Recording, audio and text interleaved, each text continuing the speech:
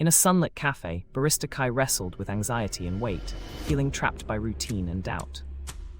A regular challenged him to fundraise by finishing a 5K, and Kai promised to prove he could change. He started with 10-minute walks, added short jogs, swapped soda for water, and joined a friendly running group.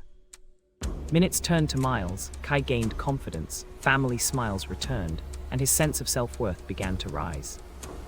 This journey invites viewers to take one small step toward a braver, healthier life today for themselves.